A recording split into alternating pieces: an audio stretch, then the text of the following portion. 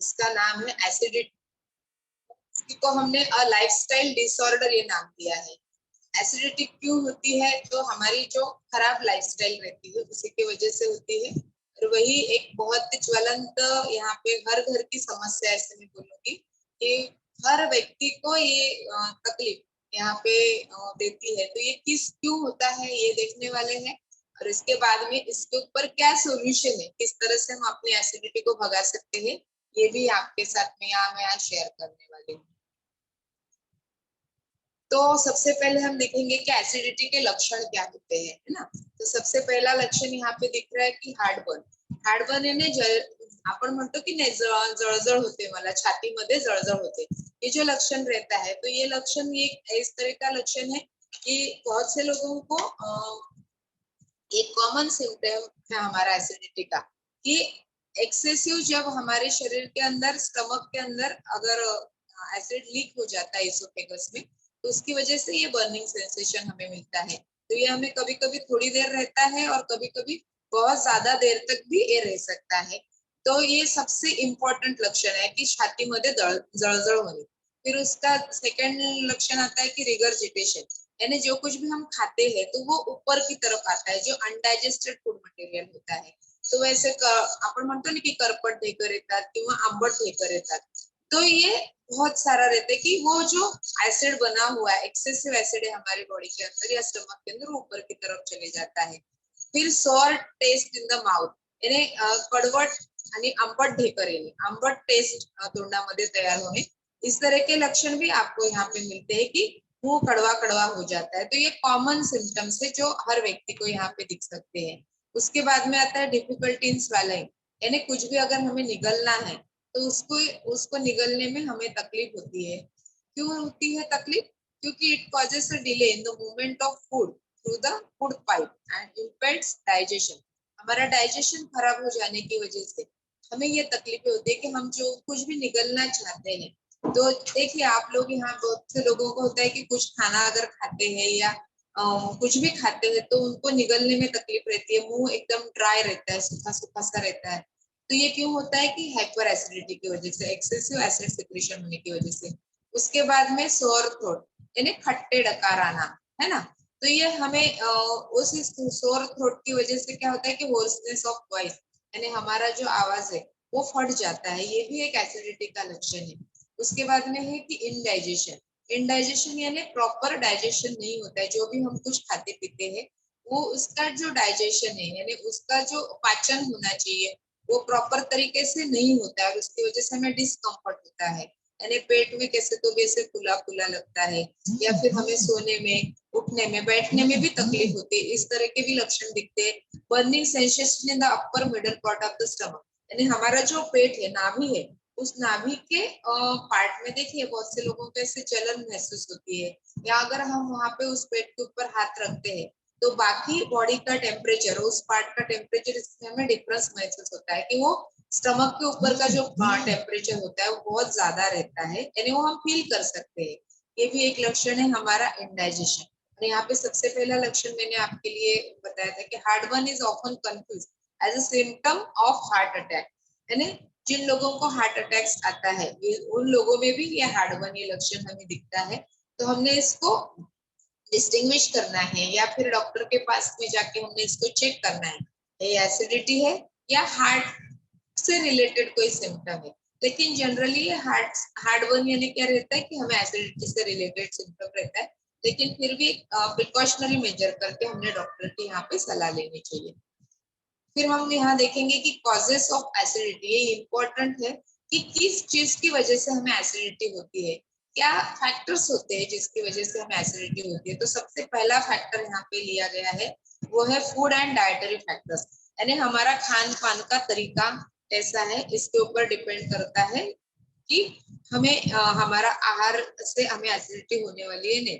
बहुत से लोगों के जो फूड हैबिट रहते हैं वो ज्यादा से ज्यादा बहुत सारी मिर्ची रहे ऐसा खाना खाते हैं, बहुत तीखा खाना प्रेफर करते हैं। बहुत लोग यानी वो जिसको मिरे बोलते हैं, विनेगर या पेपर, इस तरह का खाने में बहुत सारी चीजें ऐड रहते हैं। तो ये हम देखते हैं कि जो हमारा पैक फूड रहते हैं या जो हमारे खाने रहते हैं जो बाहर से हम ऑर्डर करते हैं, KFC हो गया या फिर जोमेटो, स्विगी, इस तरह के खाने में ये ज्यादा से ज्यादा ये पदार्थ डालते हैं ताकि वो टेस्टी लगे, तो इसकी वजह से हमें एसिडिटी होती है।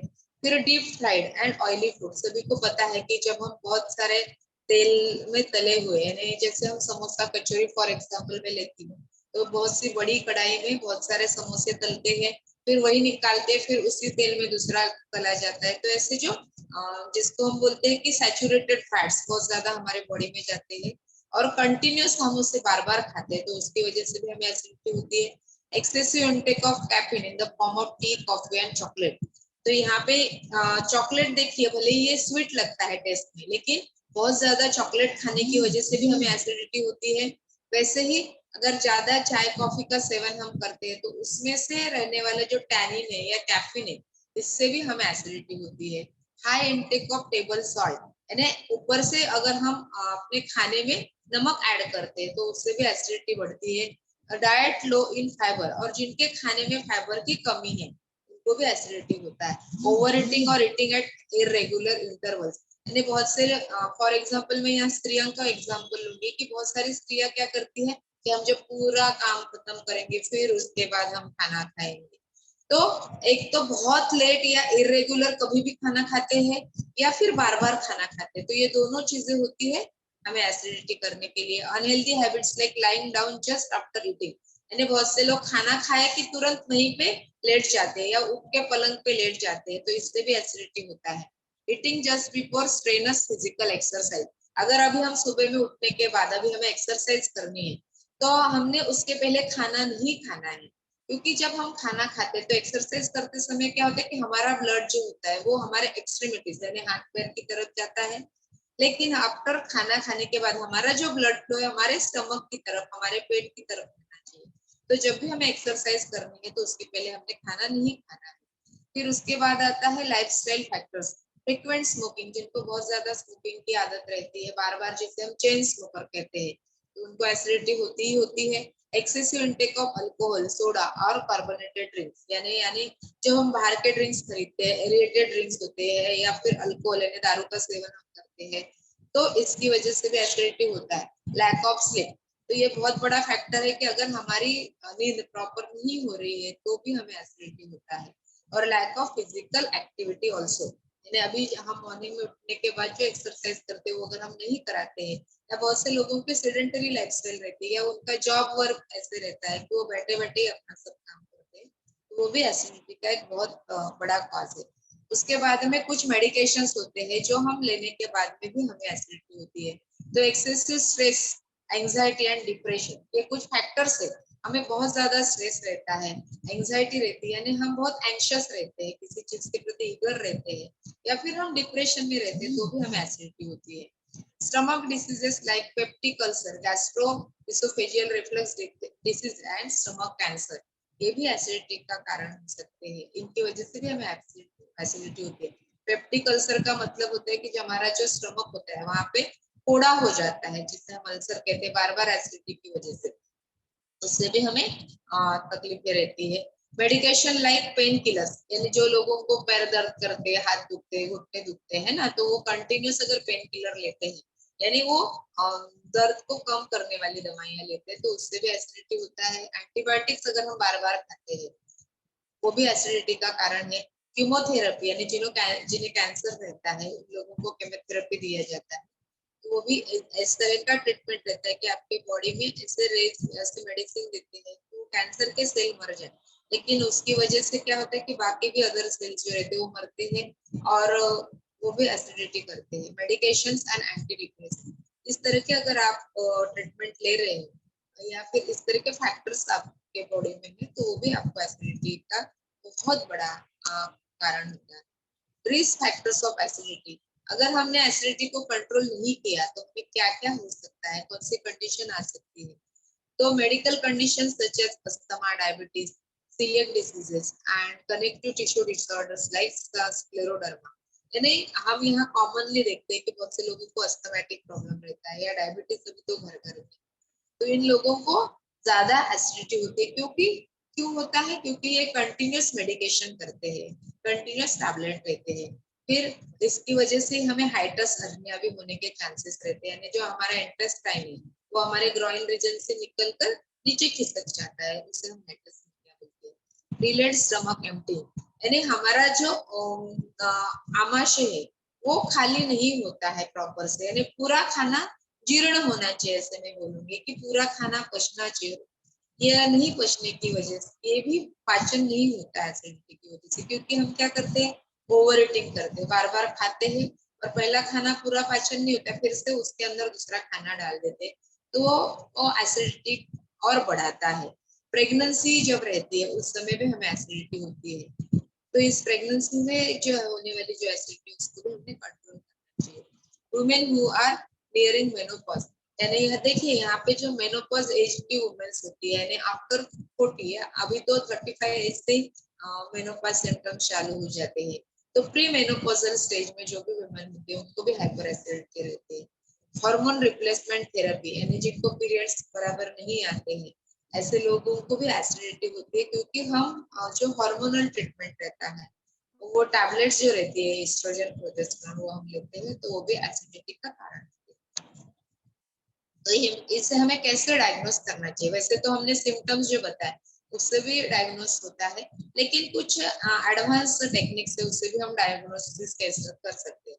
जैसे अपर जीआई एंडोस्कोपी करते हैं, यानी एक पाइप रहता है और उसके एक लाइट लगा हुआ रहता है, तो हमारे फूड पाइप में डाला जाता है, उससे हम उसकी चेकअप करते हैं। पीएच मॉनिटरिंग, हमारा एसिड का पीएच हम देख सकते हैं, वो एसिडिक है या न्यूट्रल है या फिर अल्कलाइन। फिर बेरियम स्वैलो टेस्ट, यानी अगर हम ये जो मिल्क जैसे रहता है ये हम पी लेते हैं और फिर हमारे पेट का एक्सरे निकाल सकते हैं, इसे हम इसोफेगोग्राम कहते हैं। इसोफेजियल मैनोमेट्री भी होती है। और इलेक्ट्रोकार्डियोग्राम, यानी हार्ट बर्न जो होता है वो हमें देखना है कि ये कार्डियक रिलेटेड प्रॉब्लम है, यानी हार्ट से रिलेटेड है या स्टमक से रिलेटेड है, तो अगर आप ईसीजी करा लेते तो उसमें से आप डायग्नोस कर सकते हैं कि हार्ट से रिलेटेड है या फिर आपके स्टमक से रिलेटेड है। तो प्रिवेंशन ऑफ एसिडिटी, आप किस तरह से एसिडिटी कम कर सकते हैं या एसिडिटी नहीं होना चाहिए, इसके लिए हम यहाँ पे आपको सजेस्ट करते हैं कि eat small and frequent meals. सभी को पता है कि जो हमारा मील प्लान होता है डेली का, तो हमने 5 मील्स को लेना है, हम यहाँ बताते हैं।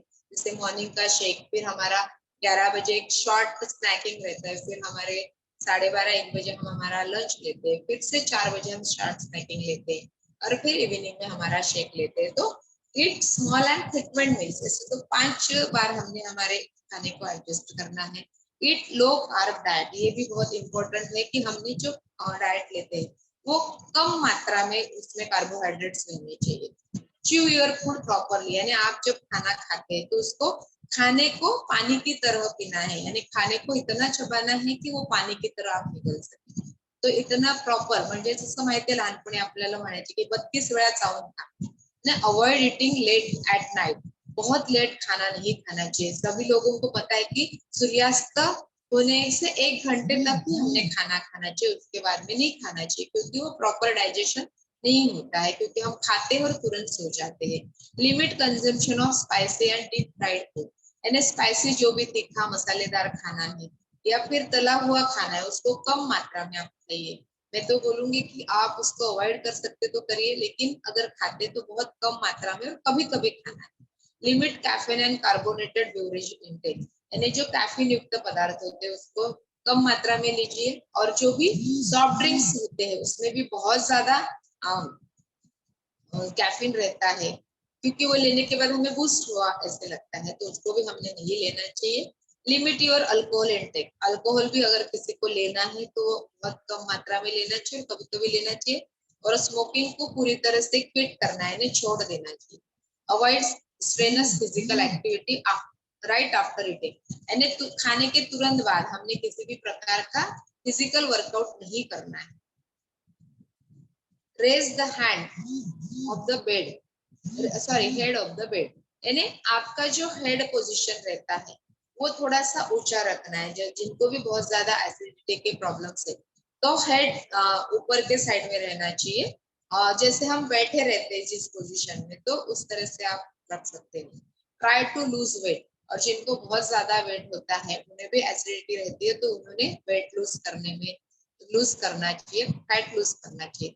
एंड चेक योर मेडिसिन, आप जो कुछ भी मेडिसिन ले रहे हैं वो किस तरह के हैं उनको चेक करना है। और जो भी हम मेडिकेशंस लेते हैं तो मैक्सिमम मेडिकेशन से हमें एसिडिटी होती ही होती है, तो इसके लिए हमें डॉक्टर जब भी प्रिस्क्राइब करते हैं तो एंटासिड देते हैं, है ना। तो होम केयर, आप अपने घर में रहने के बाद आप किस तरह से एसिडिटी को, क्या करना चाहिए एसिडिटी नहीं होने के लिए और क्या नहीं करना चाहिए, ये दोनों यहाँ पे हमने दिया है। डूज यानी क्या कर सकते हैं एसिडिटी कम करने के लिए।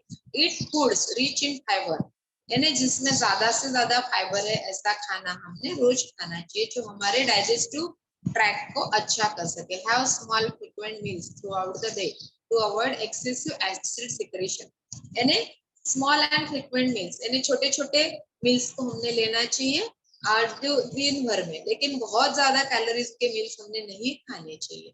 Water is the best natural remedy for acidity, कि वाटर इनटेक भी हमारा प्रॉपर रहना चाहिए। जैसे हम बोलते हैं कि सुबह उठने के बाद आपने गर्म पानी पीना है और अपने अपने बॉडी वेट के हिसाब से हमें पानी यहाँ पे लेना है। आपका जो भी हेल्थ कोच है उसके पूछना है आपने कितना पानी कंज्यूम करना चाहिए पर डे, है ना। यहाँ पे मैंने in an average 2 to 3 litres लिखा है क्योंकि हमारा जो बॉडी वेट रहता है वो 40 to 50 to 60 केजी के वेट के हिसाब से रहता है, तो हमने अपने कोच से पूछना है हमें कितना पानी कंज्यूम करना है। Include food such as oatmeal, ginger, salad, banana, melon and fennel seeds in your daily diet, ने रोज के खाने में हमने जिंजर म्हणजे बघा आपण भाजी करताना अदरक की पेस्ट हमने ऐड करना चाहिए ताकि हमारा खाना जो है वो न्यूट्रल बन सके। सैलड्स को हमने डेली लेना है, ओट्स को हमारे डेली रूटीन में हम ऐड कर सकते हैं। केला भी खाना है, लेकिन जिनको वेट लूज करना है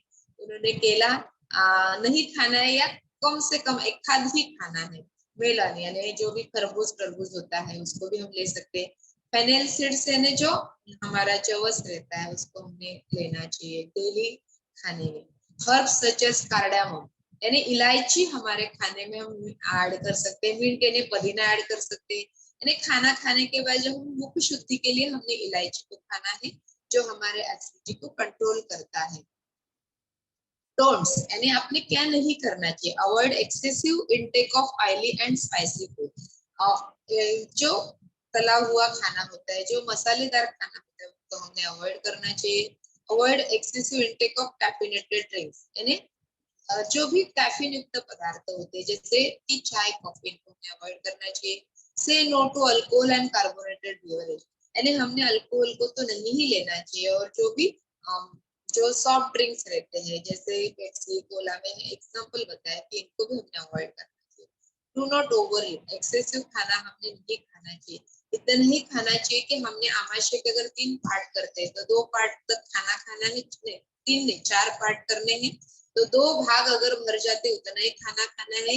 एक भाग हमने पानी पीना है और एक भाग हमने खाली रखना है ताकि जो भी हमने खाना खाया है वो प्रॉपर मिक्स होकर फिर उसका प्रॉपर डाइजेशन हो सके। कॉम्प्लिकेशंस क्या हो सकते हैं, तो एक GERD यानी गैस्ट्रो इसोफेजियल रिफ्लक्स डिजीज यानी खाना खाने के बाद में आप खाना खाए हो या नहीं भी खाए तो बहुत लोगों को पता है कि ऐसे बड़ी बड़ी डेकर आती है ना, ऐसे यानी बहुत उस डेकर की वजह से बहुत से लोग इरिटेट हो जाते हैं उनका वो सुनते हैं, तो ये एक एसिडिटी का ही कॉम्प्लिकेशन है।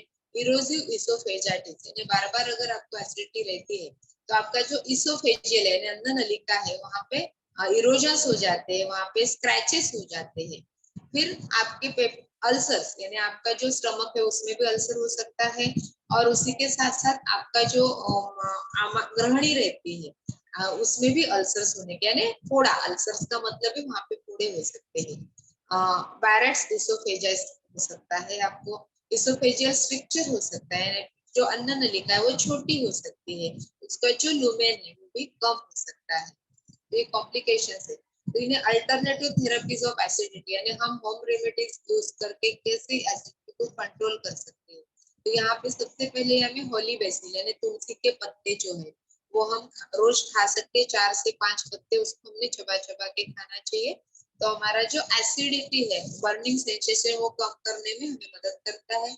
फिर सिनेमन यानी दालचीनी होती है, वो भी हमारा डाइजेशन सुधारने में यहाँ पे हमें मदद करता है कि 1 teaspoon 1 pinch of cinnamon powder to a teaspoon of honey और वाटर, यानी आप एक चुटकी भर दालचीनी का पाउडर 1 ग्लास पानी में डालिए या 1 चम्मच हनी में डालना है और उसको हमने कंज्यूम करना है आफ्टर मील, तो ये आपकी एसिडिटी कम करता है।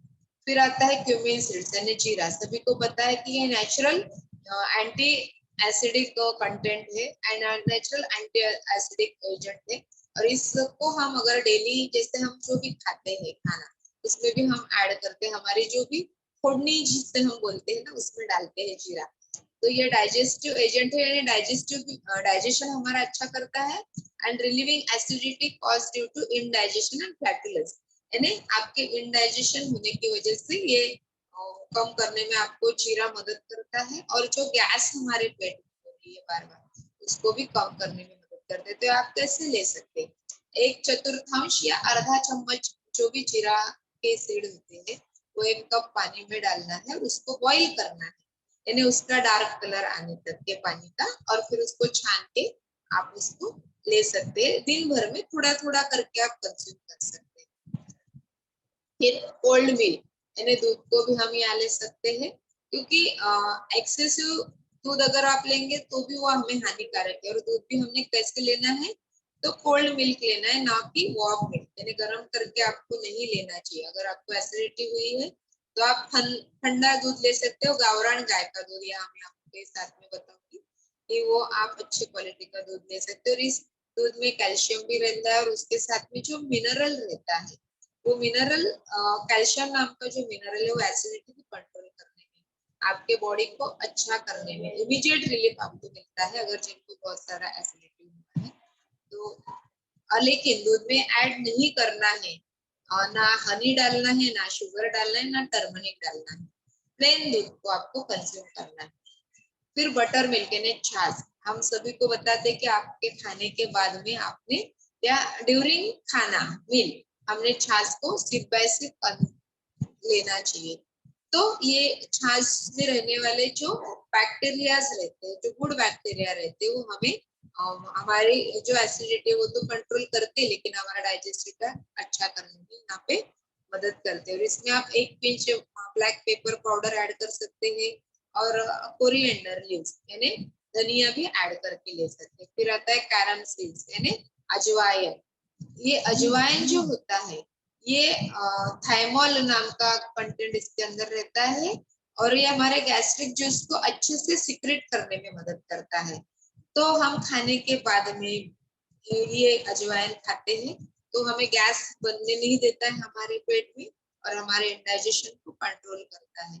तो अजवाइन के सीड्स आप खा सकते हैं 1 छोटा चम्मच भर के, या 3 से 4 फ्रेश अजवाइन लीव्स लेकर आपको पानी में डालना है, उसको बॉईल करना है और स्ट्रेन इट यानी उसको छान लेना है, और drink this water regularly post meal और ब्रेकफास्ट फॉर क्विक क्लीनिंग, यानी धीरे धीरे आप उसको खाने के बाद में वो पानी को पी सकते हैं।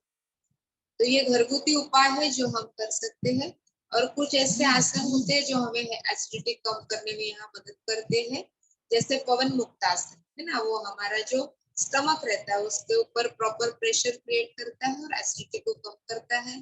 फिर खाना खाने के बाद ये जो ऐसा आसन है कि डेली हमने इसको करना चाहिए, खाना खाने के बाद आप वज्रासन में 15 मिनट बैठिए तो आपका एसिडिटी कम होता है, आपका डाइजेशन में यहाँ सुधार होता है। वीरभद्रासन भी हम कर सकते हैं, शशांक आसन ये भी हमने करना चाहिए, और त्रिकोणासन, ये कुछ आसन है जो हमारे एसिडिटी को कम करने में मदद करते हैं, हम डेली रूटीन में हमारे कॉल के ऊपर ये आसन करते हैं। फिर उसके बाद में आता है कि हमारे पास में ऐसे कुछ रेमेडीज है, हमारे पास में ऐसे कुछ न्यूट्रिशन है जो हमारे एसिडिटी को कंट्रोल करने में हमें यहाँ मदद करते हैं। तो सबसे पहला आता है वो हमारा अफ्रेश एनर्जी ड्रिंक। आप देख रहे हो कि ये है मेरा अफ्रेश एनर्जी ड्रिंक, इसको मैं डेली देती हूँ। ये एनर्जी ड्रिंक हमारे पास में 6 फ्लेवर में अवेलेबल है, जैसे लेमन, जिंजर, पीच, इलायची, सिनेमन और एक कश्मीरी कावा। तो इसमें से हमें जिसको एसिडिटी रहती है तो हम उन्हें सजेस्ट करते हैं कि लेमन फ्लेवर उन्होंने लेना, सॉरी जिंजर फ्लेवर लेना चाहिए, इलायची फ्लेवर लेना चाहिए, सिनेमन फ्लेवर लेना चाहिए, ताकि उनकी एसिडिटी बहुत अच्छे से कंट्रोल हो सके।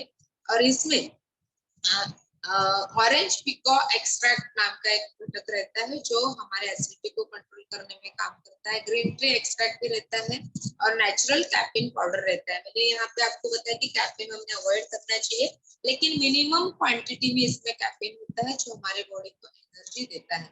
हमने ज्यादा कैफीन को नहीं लेना है ना। It is rich in antioxidant which helps to burn fat, यानी जो फ्री रेडिकल्स रहते हैं, जो एक्सेसिव जो भी हमारे शरीर को नुकसान करने वाले सेल्स होते हैं उनको कम करने में हेल्प करता है। हमारे जो एक्सेसिव फैट है उसको भी बर्न करने में मदद करता है। Easy to make anywhere any time, ये बहुत ही इंपॉर्टेंट सेंटेंस है। अपनी जो फ्रेश एनर्जी ड्रिंक की डब्बी रहती है वो हम कहीं पे भी ले जा सकते हैं। इनको हम ठंडे पानी में, गर्म पानी में, कहीं किसी भी पानी में ऐड करके हम ले सकते हैं। And helps in mental alertness, यानी हमें जागरूक अवस्था में अच्छा काम करने के लिए प्रेरित करता है। लो इन फैट एंड शुगर, इसमें किसी भी प्रकार का शुगर नहीं होता है और फैट भी नहीं रहता है। और 1 कैलोरीज फॉर वेट लॉस, जो भी वेट लॉस चैलेंज में पार्टिसिपेट है वो सभी ने इसको कंज्यूम करना चाहिए। तो ये बहुत अच्छा बेनिफिट है। और इसके साथ साथ एसिडिटी रेगुलेटर भी है, एसिडिटी कम करने में यहाँ पे मदद करता है। नेक्स्ट आता है हमारी अच्छी गट के लिए। यहाँ पे आप देख रहे हैं कि एलो, एलो एक बहुत इंपॉर्टेंट कंटेंट है हमारे एलो प्लस कैप्सूल्स में और हमारे एलो हर्बल एलो कॉन्सेंट्रेट, ये दोनों में भी ये एलो नाम का कंटेंट रहता है जिसको हम घृत कुमारी कहते हैं। ये घृत कुमारी हमारा जो डाइजेस्टिव सिस्टम है इसके ऊपर बहुत अच्छा काम करता है, क्योंकि हमारा जो यकृत होता है ना, इसमें जब प्रॉपर डाइजेशन होता है वहां से प्रॉपर एब्सॉर्प्शन होकर पूरे बॉडी में ये सभी कुछ हमारे न्यूट्रिएंट्स आते हैं। तो ये बहुत इंपॉर्टेंट कंटेंट इसके अंदर ऐड किया गया है, इसकी वजह से हमारी एसिडिटी कंट्रोल होती है। तो मैं तो डेली रूटीन में एलो प्लस लेती हूँ और एलो कॉन्सेंट्रेट भी लेती हूँ। तो ये दोनों के फायदे मैं आपके साथ में शेयर करती हूँ। यहाँ पे बताया गया कि हमारा टारगेटेड न्यूट्रिशन है हेल्दी गट हेल्दी यू, यानी आपका गट डाइजेस्टिव ट्रैक अगर अच्छा है तो आप अच्छे रह सकते हो या आपका बॉडी सिस्टम अच्छा रह सकता है। तो यहाँ पे सबसे पहले हम देखेंगे एलो प्लस कैप्सूल। तो ये क्या करता है, it cleanses and calms the digestive tract, यानी हमारी जो डाइजेस्टिव ट्रैक है उसको क्लीन करना है। यानी जैसे हम घर की साफ सफाई करते हैं ना, वैसे ही हमारे जो अन्न व स्रोत है उसको क्लीन करने का काम ये करता है। और हमारे जो भी फंक्शंस है अन्न व स्रोत के उसको स्मूथ करने का काम करता है। Digestion is has always been a major problem with the spicy Indian diet। सभी को पता है कि हाँ जो भी इंडियन लोग होते हैं वो बहुत मसालेदार और तला हुआ खाना प्रेफर करते हैं और इसकी वजह से उनका डाइजेशन बिगड़ जाता है। तो एलो प्लस कैप्सूल अगर आप लेते हैं तो आपका डाइजेशन तो अच्छा होता ही होता है। It removes toxins from your body, यानी जो टॉक्सिन्स हमारे रोज के खाने में हमारे शरीर में जा रहे हैं वो भी हमें एसिडिटी करते हैं तो वो निकालने में भी यहाँ पे हेल्प करता है। इंक्रीज इम्यूनिटी, और इसकी वजह से हमारी इम्यूनिटी भी वहाँ शरीर की बढ़ना पड़ती है। और बॉवेल फंक्शन को अच्छा करता है। बॉवेल फंक्शन का मतलब है कि आपके जो रोज उठने के बाद शौच साफ होना चाहिए, तो ये साफ कराने में भी यहाँ पे मदद करता है। Gently eliminates accumulated toxins from our body, यानी हमें किसी भी प्रकार से ऐसे नहीं लगता कि हमारे शरीर से टॉक्सिन्स बाहर निकल रहे, लेकिन धीरे धीरे ये टॉक्सिन्स को बाहर निकालने का काम भी हमारा एलो प्लस करता है, जिसे हमें डेली रूटीन में ऐड करना चाहिए। फिर आता है हमारा एलो कॉन्सेंट्रेट। तो इसमें गुडनेस ऑफ एलो, यानी और भी कॉन्सेंट्रेट जो एलो रहता है, हाँ उसका जो एक्सट्रैक्ट रहता है उसमें ऐड किया गया है। तो it helps soothes the stomach and support nutrients absorption and intestinal health, यानी आपके स्टमक को शुद्ध करता है, यानी जो भी उसका फंक्शन है वो अच्छा करने में मदद करता है। न्यूट्रिएंट्स एब्सॉर्प्शन, यानी हम कितना भी न्यूट्रिशन अगर खाते हैं लेकिन प्रॉपर डाइजेशन नहीं होता है तो एब्सॉर्प्शन भी प्रॉपर नहीं होता है, तो उसमें हेल्प करता है। और इसकी वजह से हमारी इंटेस्टाइनल हेल्थ, यानी जो आंत रहते हैं हमारे, उसकी हेल्थ को अच्छा करने में मदद करता है। लो इन कैलोरीज है, किसी भी प्रकार के बहुत कम कैलोरीज रहते हैं। Supports intestinal health, soothes the stomach and supports nutrient absorption। और जिनको वो कोला जैसे सॉफ्ट ड्रिंक्स पीने की आदत होती है दोनों ने उसको ना लेकर अगर हम इस पे 2 ढक्कन हम पानी में ऐड करते हैं और इसको ले सकते, तो हमारा बहुत अच्छा बेवरेज बन जाता है, अल्टरनेटिव बेवरेज, और जिसमें किसी भी प्रकार का शुगर ऐड नहीं है, जो हमारे शरीर को हार्म नहीं करता है, ऐसा एक आप ड्रिंक बना के रोज ले सकते हैं। फिर आता है हमारा सिंपली प्रोबायोटिक, ये हमारा गट का गार्डियन, यानी हमारे गट हेल्थ को प्रोटेक्ट करता है, और इसमें रहने वाले जो लैक्टोबैसिला है वो हमारे इंटेस्टाइनल हेल्थ को बहुत अच्छा करते हैं। तो जो हमारा सिंपली प्रोबायोटिक होता है, तो इसमें इतने सारे बैक्टीरियाज रहते हैं कि जो लाख गुना अच्छे बैक्टीरिया को हमारे गट में बढ़ाते हैं, है ना। Delivers billion active probiotic organism पर सर्विंग, एक सैचेट अगर हम लेते हैं तो बिलियन यानी 10 मिलियन इतना बैक्टीरिया हमारी बॉडी में जाता है, और वो ये क्या करते हैं, balance to good and bad bacteria दोनों को बैलेंस करने का काम करते हैं। Aids in carbohydrates and protein digestion, आपका प्रोटीन का डाइजेशन इंप्रूव करते हैं और कार्बोहाइड्रेट का भी डाइजेशन इंप्रूव करते हैं, और 0 कैलोरीज है, यानी आप अपने शेक में पाउच अगर आप ऐड करते हैं तो आपका गट हेल्थ बहुत अच्छा होता है। No added flavours, colour, sugars and sweeteners, किसी भी प्रकार के फ्लेवर्स इसके अंदर ऐड नहीं किए गए हैं। Portable, perfect for on the go use, यानी पोर्टेबल है, यानी सैचेट से आप कहीं पे भी ले जा सकते हो, और ये पानी में भी आप सिंपली ऐड करके ले सकते हैं, या फिर आप छाछ लेते हो उसमें भी ऐड करके ले सकते हो। तो इतना अच्छा न्यूट्रिशन हमारे पास में जो आपका गट हेल्थ अच्छा करने में आपको मदद करता है। फिर आता है एक्टिवेटेड फाइबर टैबलेट, तो मैंने आपके साथ में जो जिक्र किया था कि हमने फाइबर को डेली रूटीन में ऐड करना है, तो हमारा जो एक्टिवेटेड फाइबर टैबलेट है वो 40 gram fibre is required to our body daily, यानी हमें दररोज 40 मिलीग्राम की आवश्यकता होती है। तो हमारे जो इंडियन लोग रहते हैं ना वो फाइबर कम खाते हैं, इसलिए जो हम डाइट आपको रेजिमेंट बताते हैं उसमें हमने फाइबर तो ऐड किया ही किया है। लेकिन जिनको बहुत ज्यादा भूख लगती है, बार बार भूख लगती है, तो उनका हंगर कंट्रोल करने में हमारा एक्टिवेटेड फाइबर वहाँ पे काम करता है। तो सुबह और शाम ऐसे 2 समय हम हमारा ये टैबलेट ले सकते हैं, अरे सुबह दोपहर शाम के टाइम हम इसे ले सकते हैं, हमारे शेक के साथ में ले सकते हैं, मील के पहले ले सकते हैं, और शाम के शेक के पहले ले सकते हैं। 0 कैलोरीज, किसी भी प्रकार के कैलोरीज नहीं है, और ये हमारा डाइजेस्टिव सिस्टम रिपेयर करने का काम करता है। अगर वो खराब हो गया है, जिनको शौच अच्छा नहीं होता है, जिनको बहुत गैस बनती है, तो उन्होंने इसको ऐड करना चाहिए। नॉट फॉर चिल्ड्रन, यानी बच्चों को हमने नहीं लेने देना है, लेकिन हमारा एलो प्लस कैप्सूल जो होता है हमारे बच्चों को भी हम दे सकते हैं जिनको शौच नहीं होता है। फिर एक बहुत अच्छा और एक एडवांस न्यूट्रिशन जिसका नाम है एक्टिव फाइबर कॉम्प्लेक्स, तो ये वेल बैलेंस फॉर्मूला है आपका बॉवेल हैबिट को रेगुलर करने के लिए, और फ्रेंडली इंटेस्टाइनल बैक्टीरिया इसके अंदर ऐड किए गए हैं। It content soluble and insoluble fibres, ये दोनों भी बहुत इंपॉर्टेंट चीज होते हैं। सोलुबल फाइबर्स क्या करते हैं कि जो हमारे घटक शरीर के लिए आवश्यक होता है उसको एब्सॉर्ब करने के लिए मदद करता है, और इनसोलुबल फाइबर्स क्या करते हैं कि वो शरीर में एक बहुत अच्छा रफेज बनाता है, जो शरीर के बाहर निकालने के लिए यहाँ पे मदद करते हैं। तो ये दोनों भी हमारे एक्टिव फाइबर कॉम्प्लेक्स में ऐड किए गए हैं। तो 1 चम्मच आप अपने सुबह के शेक में ऐड करिए, तो बहुत अच्छा 5 ग्राम फाइबर आपको यहाँ से मिलते हैं। और ये आप विदाउट शेक में अगर ऐड नहीं करना है तो आप 240 ml पानी में 1 स्कूप ऐड करके भी ले सकते हैं। तो इस दोनों तरह से आप इसको ले सकते हैं, और ये मैंने यहाँ आपके साथ में जो शेयर किया है कि किस तरह से आप अपने शेक में इनको ऐड कर सकते हैं हमारे एडवांस न्यूट्रिशन को।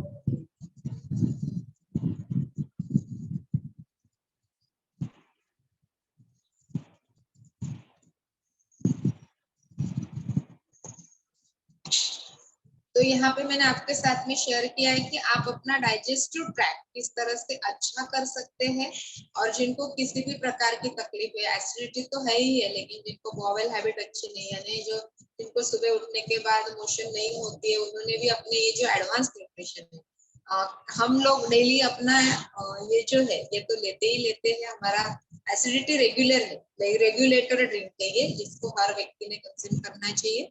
तो जिनको वेट लूज करना है उनके लिए तो बहुत इंपॉर्टेंट है, और जिनको डाइजेशन से रिलेटेड इश्यूज है, जो अंडर वेट है, उन्होंने भी सुबह 1 चमचा अपना जो क्या बोले फ्रेश एनर्जी ड्रिंक है वो पानी के साथ में लेना चाहिए। तो thank you so much for giving me this opportunity कि मैंने मेरा नॉलेज आपके साथ में शेयर किया। और मैं यहाँ मेरा रिजल्ट बताऊंगी कि जब मैं इस फैमिली में आने के पहले मुझे बहुत ज्यादा एसिडिटी की तकलीफ थी। बहुत ही नहीं, बहुत 20, 25, 30 साल हो गए होंगे। मैं चाय कॉफी तो वैसे भी नहीं पीती थी, कभी तो भी ओकेजनली पीती थी, लेकिन उसके बावजूद मेरी एसिडिटी उतनी ही थी, दिन ब दिन बढ़ रही थी। लेकिन जैसे मैंने अपना टी और ब्रेकफास्ट रिप्लेस किया तो मैंने अभी ये नोटिस किया कि मेरी एसिडिटी तो अभी पूरी तरह से गायब हो गई है। इसके साथ साथ मैंने एडवांस न्यूट्रिशन भी अडॉप्ट की है, कि जैसे एलो प्लस कैप्सूल होता है अपना, एलो कॉन्सेंट्रेट होता है, एक्टिवेटेड फाइबर होते हैं। ये अगर हम ऐड करते हैं तो हमारा डाइजेस्टिव ट्रैक तो अच्छा होता ही है, लेकिन डाइजेस्टिव ट्रैक अच्छा हो जाने के बाद अपनी स्किन अच्छी होती है, अपने स्किन के ऊपर ग्लो बढ़ता है। क्योंकि जिसका गट हेल्थ अच्छा है, जिसको हम सेकंड ब्रेन बोलते हैं हमारे शरीर का, ये अगर प्रॉपर है तो आपका पूरा शरीर भी बहुत अच्छा होता है। तो गट हेल्थ जब जब अच्छी हो जाती है, जब हम कितने भी न्यूट्रिशन लो लेकिन वो प्रॉपर डाइजेशन नहीं हो रहा है, एब्सॉर्प्शन नहीं हो रहा है, तो न्यूट्रिशन कोई भी काम के नहीं है।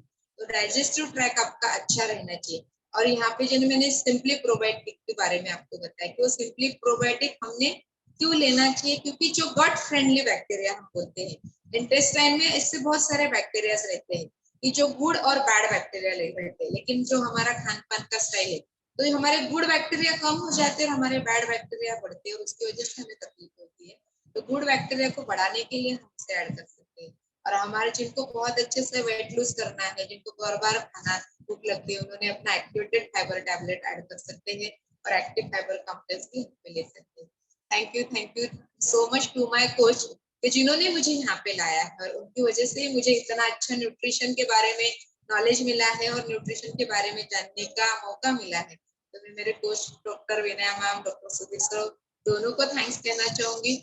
और मेरे सुपर कोच जिन्हों मैं बोलूंगी, doctor Rama ma'am, doctor Anand sir, और हमारे mentors Harshad sir, Bhagyashree ma'am, इन सभी को मैं तहे दिल से थैंक यू कहूंगी कि उन्होंने हमें इतना अच्छा प्लेटफॉर्म प्रोवाइड किया है, जो हमारा नॉलेज आपके साथ में शेयर कर सकते हैं। और मैं चाहूंगी कि कुछ ऐसे जो व्यक्ति है जिन्होंने अपना ये एडिशनल न्यूट्रिशन लिया है, वो भी अपना हैंड रेज कर सकते हैं और अपने एक्सपीरियंस यहाँ पे शेयर करिए, ताकि बाकी लोगों को भी बूस्ट हो सके।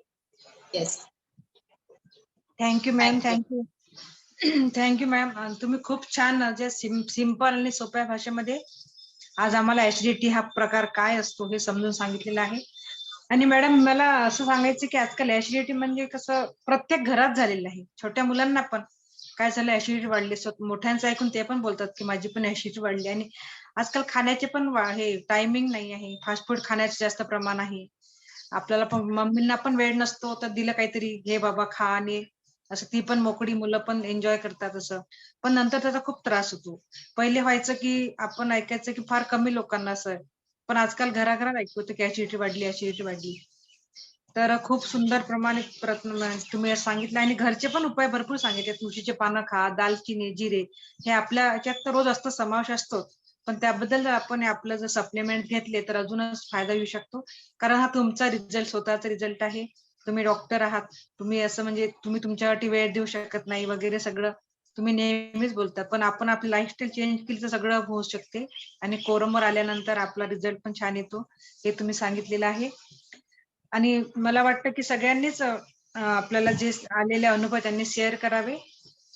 आणि सगळ्यांचे हँडल झाले, आणि तुमचा खूप सुंदर असा झालेला आहे मॅम, सेशन झालेला आहे आपले. मॅम, मी थोडं इथे सांगेल तुम्हाला की मी माझ्या आईचा रिझल्ट सांगेल. माझी आई आता 70+ आहे. तर तिला इतका जास्त त्रास हायपर ऍसिडिटीचा की खा किंवा नका खाऊ, जे रिगर्जिटेशन मी म्हंटल ना, कंटिन्युअस वेकर येणे.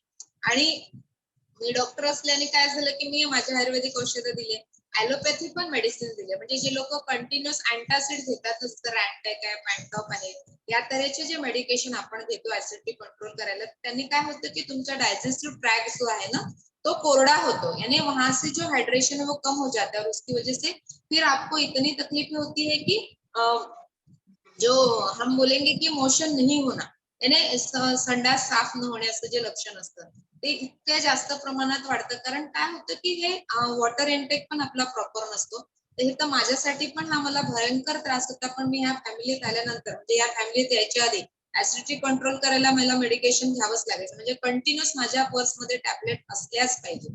ते कंपल्सरी होतं, कारण मला कधी किती त्रास होईल हे मलाही नाही माहित असायचं. आणि त्याच्यामुळे काय होतं, माझी बॉवेल हॅबिट म्हणजे थोडंच इकडे तिकडे काही खाण्यात आलं की लगेच कॉन्स्टिपेशन होतं, आणि कॉन्स्टिपेशन झाल्यामुळे फिशर डेव्हलप व्हायचे.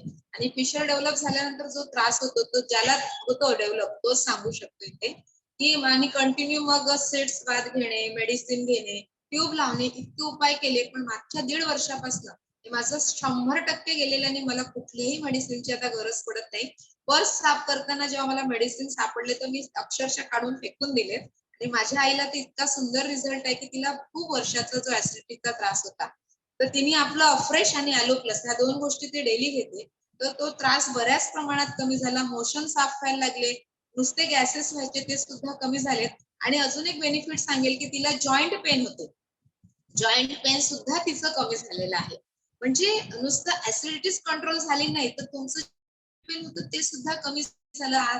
ती 10 ते 15 मिनिटाच्या वर आधी उभी राहू शकत नव्हती, काडी घेऊन चालायची, आता ती विदाऊट काडी चालते आहे.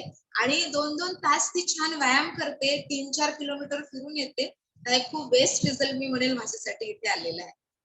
येस, थँक्यू म्हणजे मी न्यूट्रिशनला थँक्यू म्हणायलाच पाहिजे, इतकं सुंदर रिझल्ट आहे न्यूट्रिशनमुळे मला मिळालेला आहे माझ्या आईसाठी. येस. Thank you ma'am, thank you. खूप सुंदर. आणि मला मॅम म्हणजे मी असं रिलेटिव्ह मध्ये ऐकलेलं आहे, 2-3 झालं पण आमच्याकडे, त्यांची ना ऍसिडिटी वाढली असं करतात. म्हणजे आता आपण कसं आपल्या तब्येतीकडे लक्ष देत नाही, नंतर आपण खूप झाल्यावर लक्ष देतो. हा माझा पण अनुभव आहे. तर त्यांचं कसं झालं, ऍसिडिटी वाढली असं बोलायचे आणि लगेच त्यांची मग हार्ट अटॅक आला, डेथ झाली असं. म्हणजे असं मी ऐकलेलं, आमच्याकडे झालेलं पण आहे, की त्यांना विचारलं काय झालं होतं, तर बोलते त्यांनी ऍसिडिटी वाढली त्यांची आणि रात्रीतून ते गेले. तर असं म्हणजे आपण खूप दुर्लक्ष करतो, ऍसिडिटी खूप नॉर्मल घेतो आपण ही, पण नॉर्मल घ्यायची गोष्ट नाहीये. पण तुम्ही जेव्हा कधी तुम्हाला चेस्ट पेन असेल तर तुम्ही डॉक्टरांचा नक्की सल्ला घ्या की ऍसिडिटीमुळे चेस्ट पेन होत आहे की आपल्याला हार्टमध्ये काहीतरी प्रॉब्लेम आहे त्यामुळे होत आहे. तर सल्ला जरूर घ्यावा. मी असं बिलकुल म्हणणार नाही की सल्ला घ्यायचा नाही, आपण सल्ला घ्यायचा. कारण ईसीजी जर काढलं तर लगेच डायग्नोस होतं की तुम्हाला कशा प्रकारे त्रास होतोय, आणि ऍसिडिटी असेल तर ती कंट्रोल करायला आपण त्यांना डेफिनेटली मदत करू शकतो. येस. रमा मॅम इंग्रेज आहे बहुतेक मॅम, त्यांना अनम्यूट करूया. Yes, Anand sir. Yes, good Yes. Morning all. आज के सेशन के बारे में बोलूंगा कि क्या बात। और उसकी तरह जैसे विनय मैडम, सॉरी निर्मला मैडम जो है हमारे, वो सीनियर वेलनेस कोच, जैसे बहुत अच्छी तरह से हाथ को पकड़ के, वो उंगली पकड़ के जैसे डॉक्टर बनाते हैं, वैसे ही लीलिया से हमारे जो फोरम के ऊपर के जो हेल्थ बास्केट फोरम के जो भी कुछ भाई बहने हैं, उनको भी एक जबरदस्त नॉलेज देते हैं, जिसकी वजह से वो एक हेल्दी हैप्पी लॉन्ग लाइफ जी सके उस हिसाब से। और एसिडिटी का प्रॉब्लम तो आजकल के सिलेंडर लाइफस्टाइल की वजह से, फास्ट फूड की वजह से, और जो भी तान तनाव वगैरह बाकी जो बोलते हैं ना स्ट्रेस फैक्टर, उसकी वजह से बहुत सारे लोगों को हो रही है। और जैसे बोलते हैं ना हम की जैसे झाडाचं मूड अगर अच्छा रहेगा तो झाडांना पोषण, न्यूट्रिशन व्यवस्थित जाऊन झाड एक चांगलं डोलदार वगैरे बनू शकतं। आणि एक तो क्या होता है, उससे इम्यूनिटी पावर भी बहुत अच्छी तरह से बढ़ जाती है, जिसकी वजह से तो एसिडिटी जसं म्हणतो की पचन संस्थे का जो पहला द्वार है, अपना लीवर है या पेट, जो भी खाना जहाँ पे जाता है, वो अगर वहां पे अच्छी तरह से पचता नहीं है, तो बार बार हम सेडेंटरी लाइफस्टाइल और हमारा जो खान पान है उसके ऊपर अगर ध्यान देते नहीं हम, तो बार बार ये जो एसिडिटी बनती है उसकी वजह से शरीर का जो खाना खाते हुए पोषण नहीं होता, और वैसी अवस्था हो जाती है कि जैसे हम दह्याचं भांडं, जैसे बोलते ना कि दह्याचं भांडं अगर खाली करेंगे और बाद में फिर भी दूध भी डालेंगे तो उसका दही बनता है। तो वैसे बाद में ऐसी अवस्था आ जाती है कि कुछ भी खाना खाएंगे तो वो एसिडिटी में परिवर्तन हो जाता है। तो इतना बहुत डेंजर ये रहता है कि जिसकी वजह से पेट गच्चे रहने की से लेके आगे फिशर पाइल्स तक वो भी जा सकता है, और शरीर का पोषण नहीं होने की वजह से शरीर भी एकदम कमजोर हो जाता है, अल्सरेशन हो जाते हैं, बाकी के ब्यू परफोरेशन तक वो चला जाता है। इसलिए जो भी आज निर्मला मैडम ने बताया कि यहाँ पे आने के बाद किस तरह से हम योगा मेडिटेशन से लेके किस तरह से अपने एलो कॉन्सेंट्रेट और चाय नाश्ता जो अपना है, कि जिसकी वजह से वहाँ का जो एनवायरमेंट बदल गया है, जो एसिडिक मीडिया बदल गया है, कि जो पीएच चाहिए 7, वो 7 के नीचे आने की वजह से एसिडिटी कैसी बढ़ जाती है।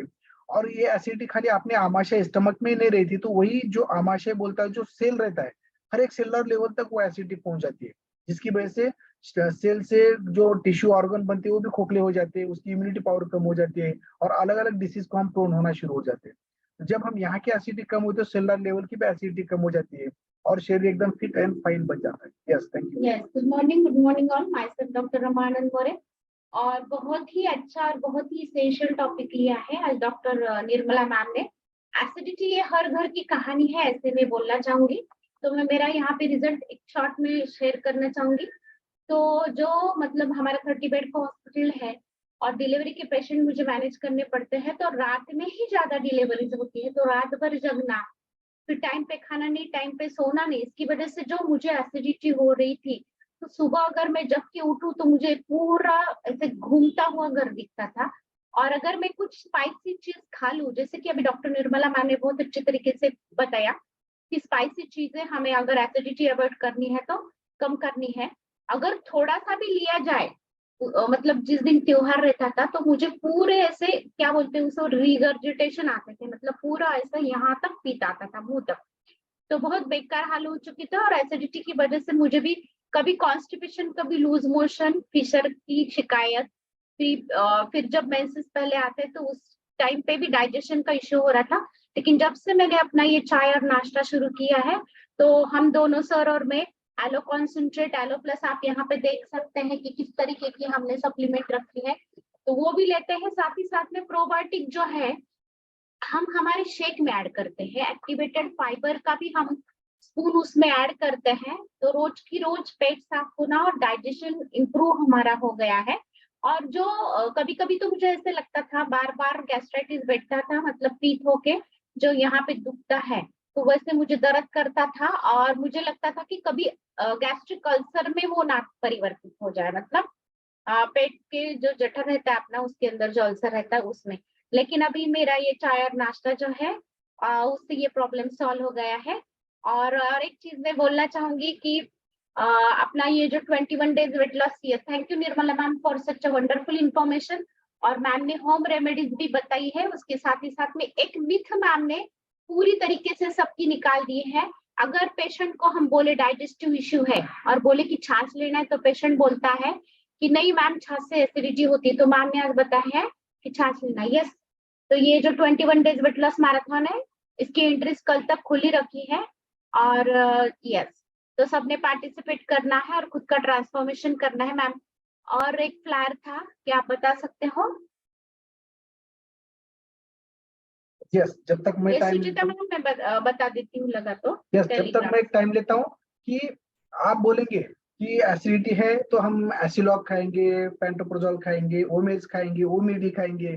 इससे क्या होता है कि ये अगर टैबलेट हम ज्यादा खाते रहेंगे तो कैंसर होने के चांसेस भी ज्यादा रहते हैं, क्योंकि जो एसिडिटी रहती है तो वो एसिडिटी। यस, तो आप यहाँ पे देख सकते हैं अलग अलग तरह के एक्सरसाइज लिए जाते हैं वेट लॉस मैराथन में, और हर दिन एक अलग कोच एक्सरसाइज लेता है।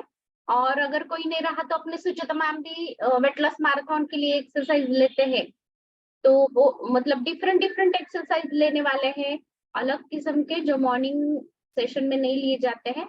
और टारगेटेड कुछ ऐसे एक्सरसाइज लिए जाते हैं जिससे हमारा हेल्दी फैट लॉस हो।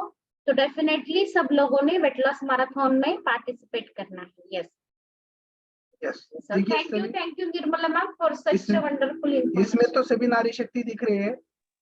देखिए, नारी घर में भी नचाते हैं, सबको नचाते हैं और वेट लॉस कराते हैं, बहुत बढ़िया। मैं एक आधा मिनट लूंगा। यस, तो आधा मिनट इस तरह से लूंगा कि अपना ये जो एलो कॉन्सेंट्रेट है, जो भी कुछ यहाँ पे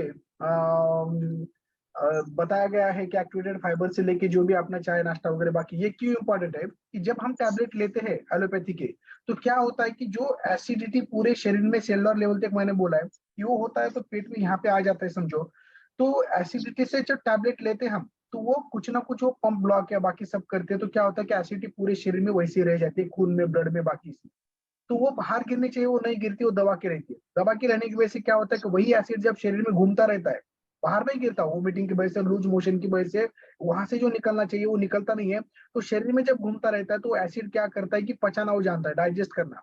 तो वो शरीर में जाके जो विटामिन, मिनरल्स, कैल्शियम, जो मसल्स है, अपने हड्डी है, बोन है, उसको कैल्शियम करने की वो करता है, इसलिए कमजोरी ज्यादा आ जाती है, फिर सफेद बाल होना, बाकी का मातारपन, एजिंग प्रोसेस जल्दी से आ जाती है।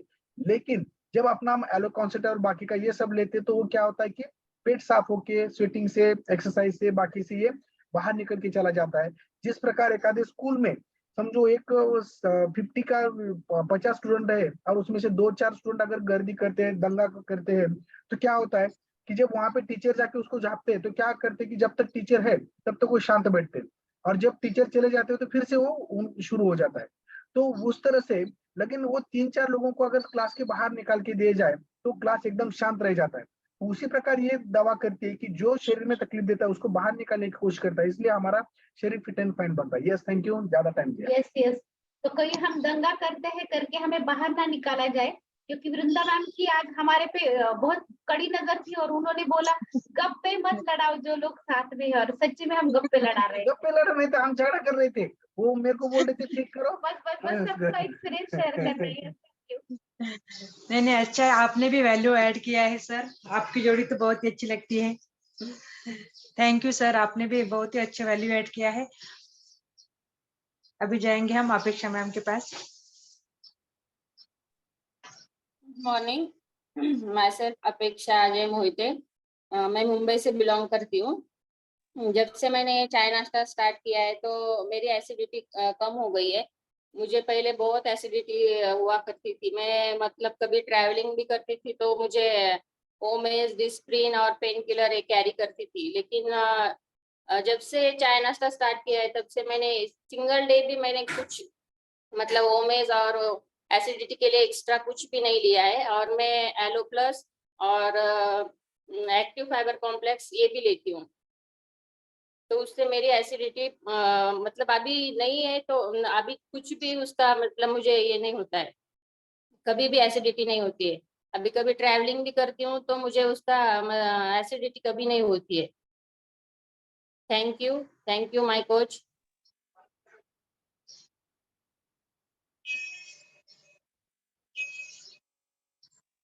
थैंक यू मैम, आपने अपना मतलब रिजल्ट शेयर किया सब। अभी जाएंगे विनय मैम के पास। आनंद सर कुछ बात करना चाहते हैं? नहीं मैडम, मैंने, हाँ, विनय मैडम बात करेंगी। Yes, thank you.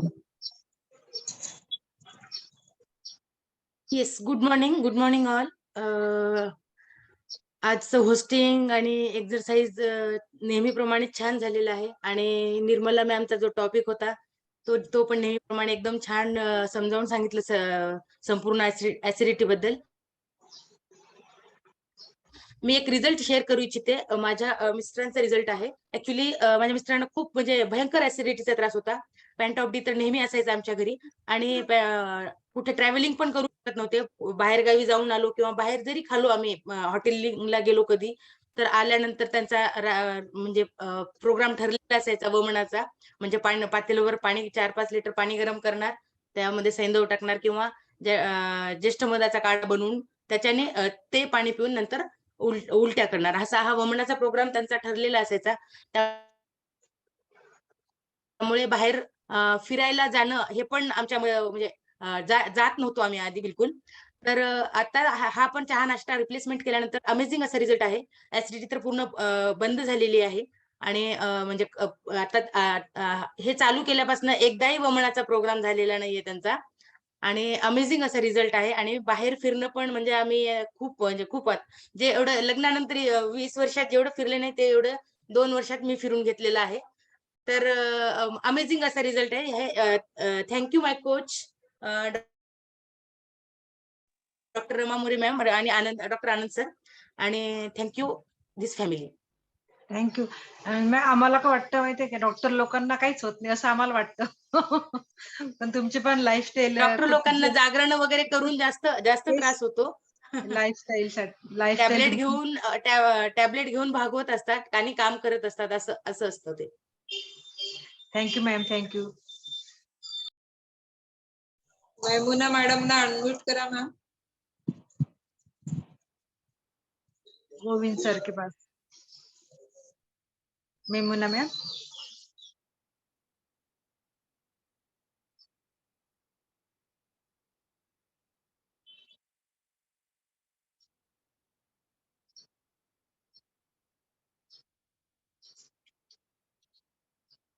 मैम आ रहा है। आवाज नहीं आ रही है। Good morning all of you. Hand raise की नहीं हो रहा है तो अनम्यूट ही कर यस देती अभी हूँ। आ रही है आवाज, अभी आ रही है आवाज। हाँ ma'am, good morning all of you. मुझे भी रिजल्ट शेयर करना है और ये बताना है कि मैं भी जिस दिन हम लातूर को गए और आने के बाद मैं जब मैडम थी वहां से यहाँ आई और फिर एक्सरसाइज चालू करी आने के बाद, क्योंकि यही मतलब एसिडिटी होना बाहर से आए बाद जब हमारा प्रेस सुबह सुबह होता है, हम गर्म पानी पीते हैं, उसके बाद हम बादाम खाते ये खाते तो हमारे में एनर्जी आती है। हमें सलूट मालूम पड़ा जब भी हम बाहर गए या कुछ भी हो गया तो हमको पता चला कि हमें क्या करना चाहिए। ये हमने इस फॉरम में सीखा है और फिर से एनर्जेटिक रहते हैं हम। ऐसा लगता नहीं कि हम कहाँ से फिर क्या आए और कुछ हमको ऐसा कुछ भी नहीं लगता। अगर कभी वक्त हमारी नींद हो कम ज्यादा हो गई तो थोड़ा बहुत लगता है, लेकिन उसको हमको कंट्रोल करना आने लगा है। और मेरे को भी पहले सर दुखने का, इतना जड़ आने का और एसिडिटी होता है, क्यों होता है ऐसा कुछ भी नहीं मालूम नहीं पड़ने का क्यों होता है।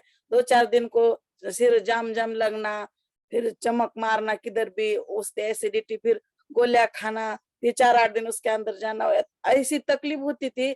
अभी सादा सिर भी नहीं दुखता और थोड़ा बहुत एसिडिटी जैसा लग रहा है ना तो हम उसको पूरी तरह उसको अच्छा कर लेते हैं अपने आप। ये हमारे रमा मैडम की बदौलत है, उन्होंने मेरे को इस फॉर्म में लाया है। मेरा 35 kg वेट लॉस हुआ है, अभी हेल्थी रहती हूँ। मेरा थोड़ा वेट, मैं आइडल वेट पे नहीं हूँ अभी भी, लेकिन मेरे को ऐसा कुछ भी लगता नहीं। लेकिन मैं कर रही हूँ, कोशिश कर रही हूँ अपने आइडल वेट पे आने की, किस तरह आने की, क्या करना चाहिए। मेरे को ज्यादा वर्कआउट थोड़ा झुक के करने को नहीं कहा मैम ने, कहा जैसा आपको आता है उसी तरह करो और उसी हिसाब से करती हूँ। मेरे को बहुत अच्छा लगता है।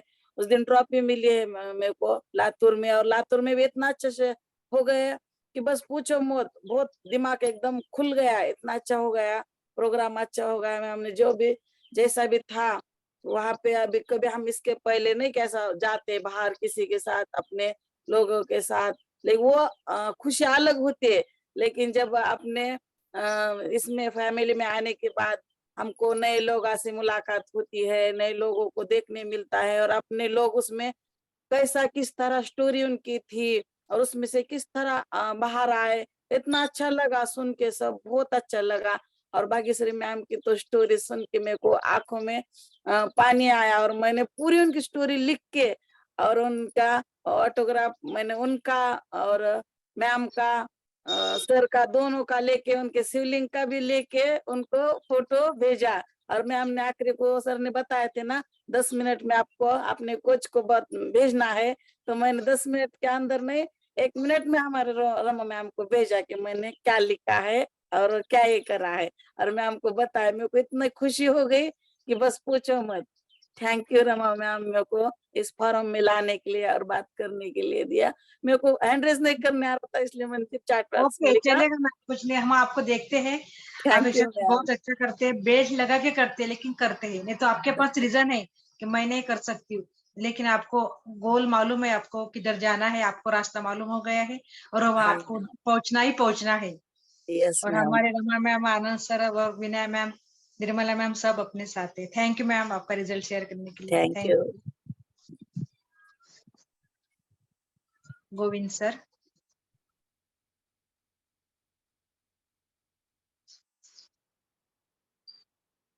सर अनम्यूट करा, आवाज नाही येत आहे.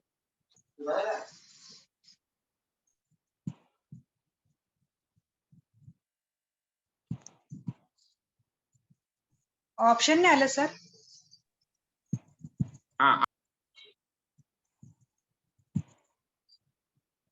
मला हॅलो, हा आवाज येते. येतोय का आवाज आता? Yes yes. हाँ, गुड मॉर्निंग ऑल।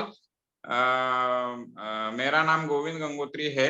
मैं पुणे से बिलोंग करता हूँ। बाय प्रोफेशन में एक इंजीनियर हूँ और बाय पैशन में एक वेलनेस कोच हूँ। तो मैं यहाँ पे सबसे पहले निर्मला मैम का थैंक्स बोलना चाहूंगा। बहुत अच्छा सेशन लिया उन्होंने, बहुत ही ज्यादा इंफॉर्मेशन थी और इतनी ज्यादा इंफॉर्मेशन कभी हम इस बात के लिए सोचते नहीं है। जब हमको एसिडिटी होती है तो हम क्या करते हैं, कोई तो भी एंटासिड लेके हम अपने काम में लग जाते हैं, लेकिन इतना उसके बारे में नहीं सोचते, इतनी इंफॉर्मेशन उसके बारे में हम लोग ढूंढते भी नहीं है। तो thank you very much ma'am. और मैं अपना रिजल्ट शेयर करना चाहूंगा। इस फैमिली को जुड़ने से पहले ये जो जेलुसिल कंपनी है ना, उसका मैं जमाई था। ऐसे में मुझे मेरे दोस्त चिढ़ाते थे, क्योंकि मेरे पास 2-2 3-3 जेलुसिल की गोली की स्ट्रिप रहती थी, और वो हमेशा मेरे किसी भी जब भी मिनल मैम फिर मैं यहाँ पे जब चेन्नई में हूँ, कपड़े धोने से पहले मैं सारे जेब चेक करता था, उसमें से सारे स्ट्रिप निकाल के बाजू में रखता था।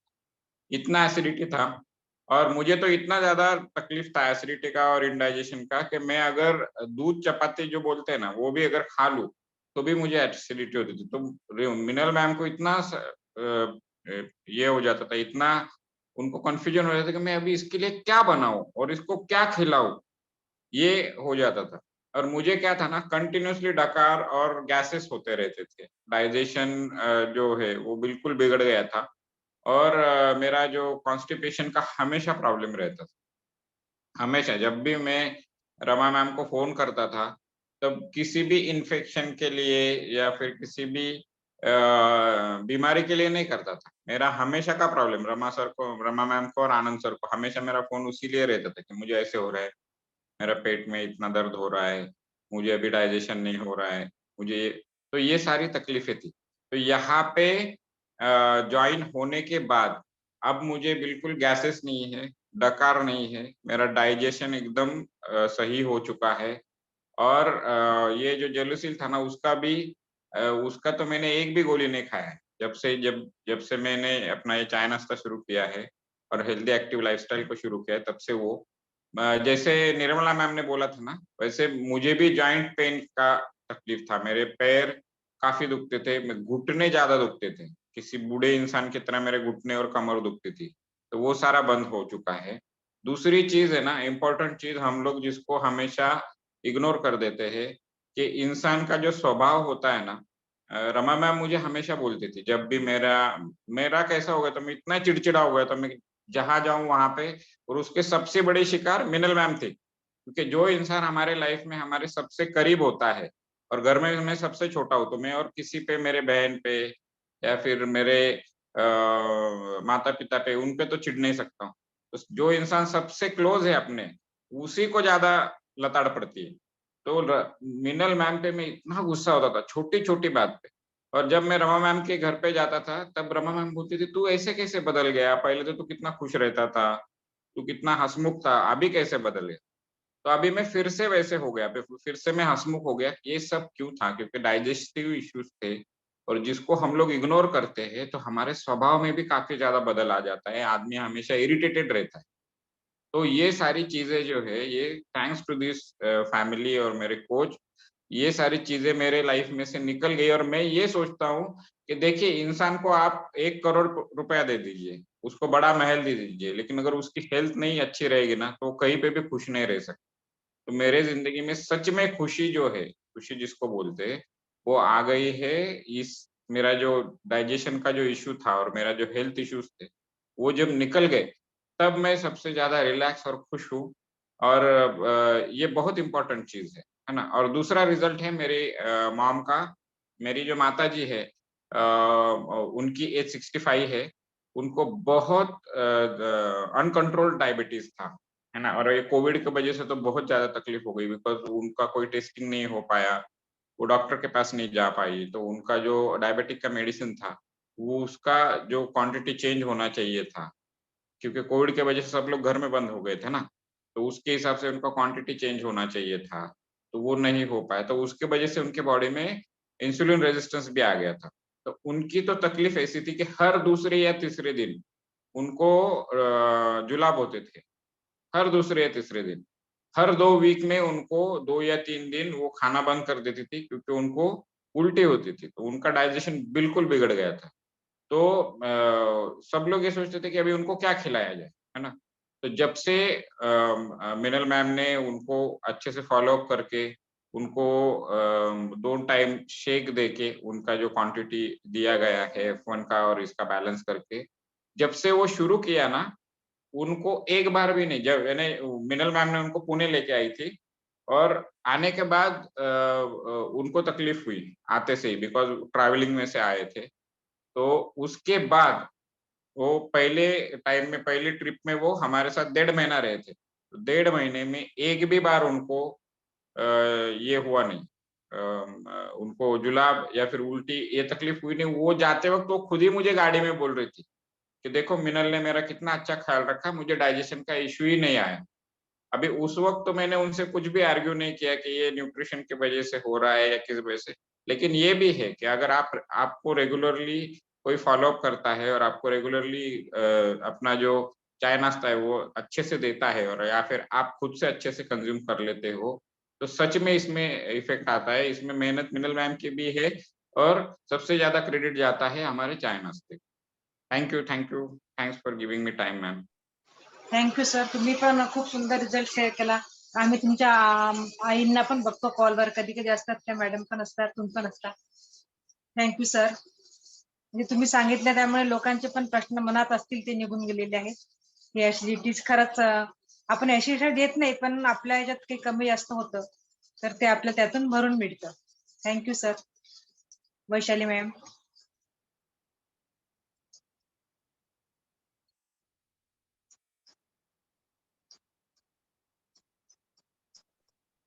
आवाज येतोय व्यवस्थित? Yes yes. Good morning everyone. मी वैशाली धनावडे, बोईसर, ठाणे, मुंबईवरून बोलतेय. मी 1.5 वर्षापासून आपलं चहा आणि नाश्ता, मला खूप सारे माझे पण बरेच असे खूप मेजर नाही पण बरेचसे हेल्थ इश्यू होते. छोटे छोटे होते पण ते रोज त्रास देणारे होते. मलाही ऍसिडिटीचा त्रास होता. सकाळी दही, ताक किंवा शिरा किंवा ब्रेड पण सकाळी खाल्ला चहा बरोबर वगैरे, दुधाच्या किंवा ब्लॅक टी बरोबर पण खाल्लं तरी मला ऍसिडिटी व्हायची, त्रास व्हायचा, खूप जळजळायचं, घशापर्यंत यायचं. पण हे आपला चहा नाश्ता घेते 1.5 वर्षापासून, म्हणजे जे कारणांमुळे ऍसिडिटी बरेचसे, फक्त अंड्याची ऍलर्जी गेली की नाही ते नाही मला माहिती, पण बाकी ह्या सगळ्या, शिरा खाल्ला, उपमा खाल्ला तर मला त्रास व्हायचा. तर ते सगळे माझे बंद झाले. खारी, काही टोस्ट खाऊ दे सकाळी चहा सोबत, दुपारच्या आधी कधी घेतलं हे मी सगळं तर मला त्रास व्हायचा ऍसिडिटीचा. आता मला आठवत नाहीये कधी मोकळ्या पोटी फळं खाल्ली की त्रास व्हायचा. आता हे सगळं बंद झालंय माझं. ऍसिडिटी बंद झाली. मायग्रेनचा त्रास होता मला, तोही बंद झालाय माझा. जळजळ वगैरे आठवतच नाही आता. कधी क्वचित एखाद्या वेळेस काही झोप नाही झाली तर होते, नाही तर जे छातीत आणि घशामध्ये पण जळजळ व्हायची मला, ते सगळं बंद झालंय माझं. थँक्यू वृंदा त्याच्यासाठी. आणि रेग्युलर आता मी सध्या एक्सरसाइज नाही करू शकत आहे, पण मी नंतर करते कारण पायाला माझ्या थोडस इंजर्ड झालेलं आहे, तर मी ते सगळं नाही एक्सरसाइज करू शकत आहे. पण मी नंतर जेवढ्या पोटाचे आणि झोपून करता येतील ते करते. त्याच्यामुळे कॉल पण सकाळी रेग्युलर तुमच्या सगळ्यांबरोबर नाही करता येते मला अटेंड, मी थोडं वेळाने करते. Okay, no problem. पण तुम्ही चहा नाश्ता कंटिन्यू करा नाही आणि तुमचा नाही, रिझल्ट बंद नाही केलेला आहे, व्यवस्थित घेते मी. त्याच्यामुळे मला त्याचे खूप सारे जे बेनिफिट मिळाले म्हणजे खूप आहेत, एक नाहीये. फक्त माझा हेअर फॉलचं तेवढं बंद नाही झालेलं आहे, बाकी जे जे होते सगळे हेल्थ इश्यू म्हणजे बंद झाले जवळजवळ. थँक्यू रिझल्ट शेअर केल्याबद्दल, आणि खूप सुंदर रिझल्ट आहे. थँक्यू. मी खूप खुश आहे त्याच्यामुळे की माझे जे छोटे छोटे सगळे खूप वर्षापासूनचे प्रॉब्लेम होते आणि मोठेही होते, जे पाय दुखण्याचा, तोही माझा बंद झालेला आहे. थँक्यू. असंच तुमचं स्माइल ठेवा. Thank you Vaishali ma'am. Thank you Harshad sir, thank you Vrunda, आणि रमा मॅम पण अधून मधून जे गाईड करत असतात. Thank you all of you. Thank you. Dilip thank you sir. सगळे. अच्छा, Deepali ma'am. Deepali ma'am.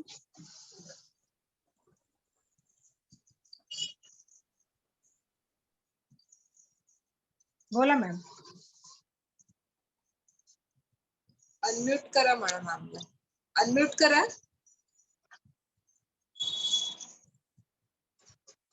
Deepali ma'am unmute करा, म्यूट आहात तुम्ही.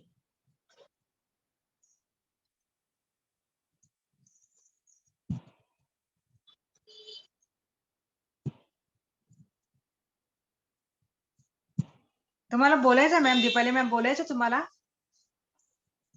तुम्ही हँड वेव्ह पण करू शकता. पिक्चर पहिला आपला अफजल खानाचा आणि आपल्या शिवाजी महाराजांचा.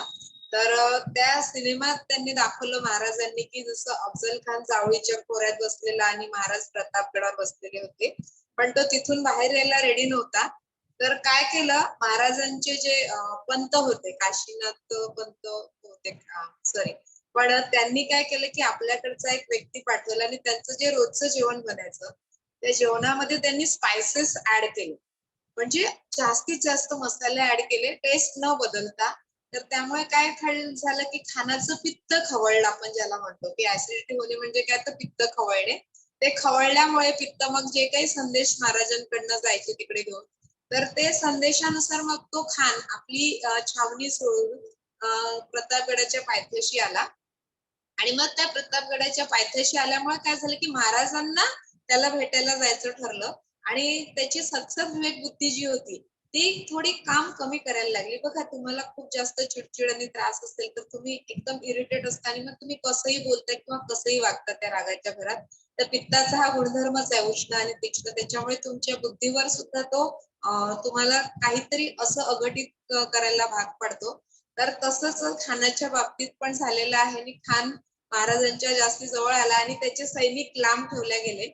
अदरवाईज त्यांच्याकडे इतकी मोठी फौज होती आणि आपल्या महाराजांकडे फक्त 1000 सैनिक होते. तर हे का घडलं, त्याचं पित्त खवळल्याने त्याची बुद्धी भ्रष्ट झाली आणि तो महाराजांच्या जवळ आला. आणि मग त्या सगळ्या गोष्टींमुळे महाराज जरी मूर्तीने छोटे होते पण त्यांनी गनिमी काव्याने खानाचा वध केला. हे सगळ्यांना इथे बहुश्रुत आहे, कारण महाराज त्याच्या बगलेत दबून जातील एवढी त्यांची हाईट कमी होती आणि खान 9 फूट उंचीचा होता. तर त्यांनी दगाफटका तर करणारच होता, हे सगळ्यांना माहित होतं. पण जेव्हा तुमची बुद्धी ते भ्रष्ट होते तेव्हा तुम्ही तुमचं काम जे आहे ते व्यवस्थित करू शकत नाही. असे ते एक्झाम्पल इतिहासात सुद्धा नमूद केलेलं आहे. म्हणून तुम्ही स्पायसी फूड हे कमी प्रमाणात खाल्लेलं पाहिजे, कारण आयुर्वेद शास्त्रात मागच्या 5000 वर्षापूर्वी हे मेन्शन केलेलं आहे की पित्त प्रकृती ज्याची असेल, म्हणजे जसं माझी पित्त प्रकृती आणि जरी मी त्या पित्ताला वाढवणारे गुणधर्मयुक्त आहार विहार केला तर माझं पित्त अजून वाढेल आणि हायपर ऍसिडिटी मला होणारच आहे. पण आपला जो शेक आहे ना त्याला सात्विक आहार आहे, तो सात्विक आणि संतुलित आहार आहे.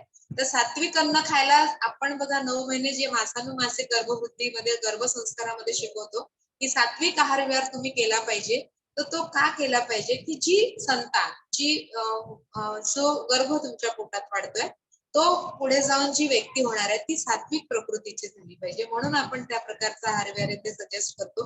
आणि आपला शेक जो आहे तो सात्विक आहार आहे, जो घेतल्यामुळे पण आपल्या बॉडीमध्ये असे चेंजेस होतात. जसं आता गोविंद सरांनी सांगितलं की हळूहळू रागावर पण नियंत्रण यायला लागतं आणि जे आपण हायपर असतो खूप जास्त त्या ऍसिडिटीमुळे पित्ताचा गुण अजून वाढल्याने होतं. तर हा इथे खूप सुंदर उदाहरण आहे. थँक्यू सर, मी ते थोडासा जास्ती वेळ घेतला. Yes, thank you. नाही, थँक्यू मॅम, थँक्यू. जसं आपण म्हणजे आम्ही तरी असं बोलतो गमतीमध्ये, कोणी काही बडबड कुठली केली जर विषय सोडून बोललो आम्ही म्हणतो काय पित्त खवडलं काय याचं, असं बोलतो आपण. बरोबर आहे ते मॅम. Thank you ma'am. आम्हाला हिस्ट्री पण आज सांगितलेली आहे, नॉलेज बद्दल, हेल्थ बद्दल हिस्ट्री पण आपल्याला माहित झाली आहे. कारण मी रिसेंटली प्रतापगडला जाऊन आलेली आहे, मागचा फक्त 1 महिना व्हायचाच आहे. तर त्यातली हिस्ट्री पण जाणून घ्यायचा प्रयत्न केला आणि खरंच खूप सुंदर फोर्ट आहे, मी असं म्हणेल. म्हणजे मी रिकमेंड बघावं. अतिशय म्हणजे तिथे गेल्यानंतर हिस्ट्री जिवंत होते. खरंच आपले आहेत त्यांना अशा ठिकाणी भेटी द्यायला लावायला पाहिजेत की जेणेकरून महाराष्ट्राचा जो इतिहास आहे, इतका जाज्वल्य इतिहास आहे, जो प्रत्येक व्यक्तीपर्यंत तिथे पोहोचला पाहिजे. म्हणून आपले ते खरंच त्यांच्यासारखे होणे नाही असं मी म्हणेन. कोणीच होऊ शकत त्यांच्यासारखा राजा. तो राईट.